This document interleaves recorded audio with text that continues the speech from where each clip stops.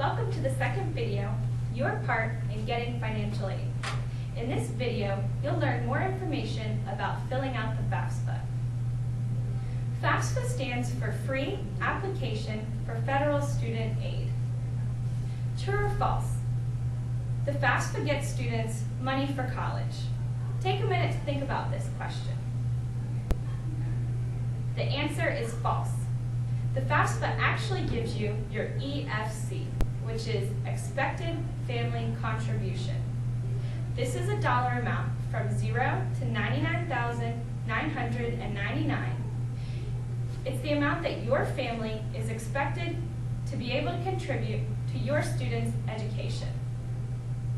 The number is based on income, savings, assets, and also number in the household, number in college, and your employment status.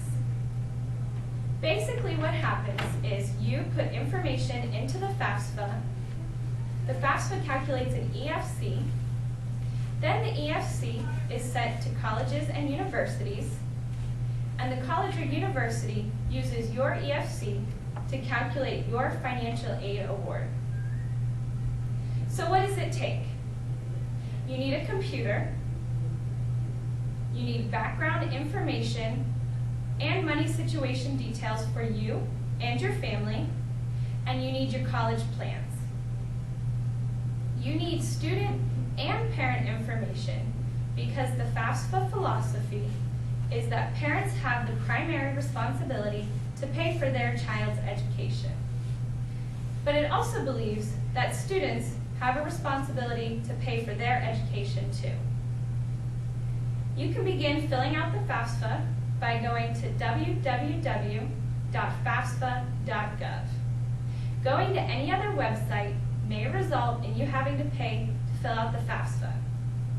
Remember, FAFSA stands for Free Application for Federal Student Aid, so you should never have to pay to fill out the FAFSA.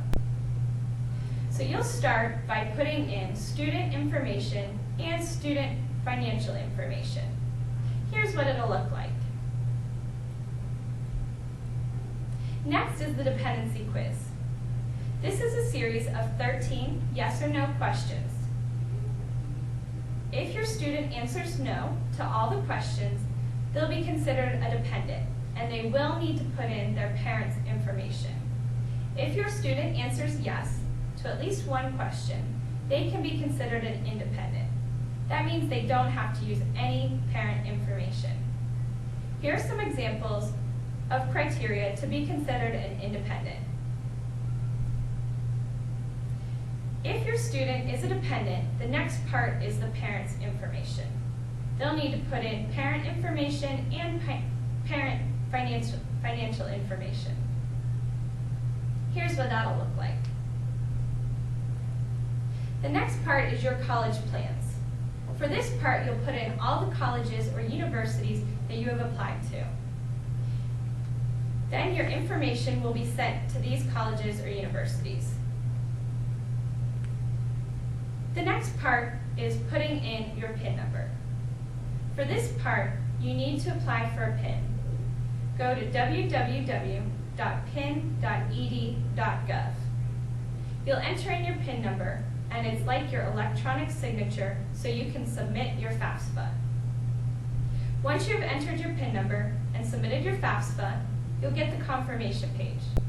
On this confirmation page, you'll see your EFC. Remember, EFC stands for Expected Family Contribution. And this is the amount that your family is expected to pay for your student's education. On this page, you can also see federal aid that your student might be eligible for. Here's a chart of different types of federal aid and the maximum amounts. So what do you need to do? Make sure you file your taxes early. The FAFSA is available January 1st. So the sooner you file your taxes, the sooner you can fill out the FAFSA. But if you're unable to file your taxes early, you can use last year's tax information. You'll just need to update your FAFSA as soon as you do your taxes this year. Also, start looking for the FAFSA deadlines for all the colleges and universities that you are applying to. It's also a good time to start looking for scholarships and applying to them. And also start reading about college loan options. I hope you learned some valuable information about filling out the FAFSA. Please watch our next video, The College's Part in Determining Financial Aid, to find out what happens once the EFC is sent to your college or university.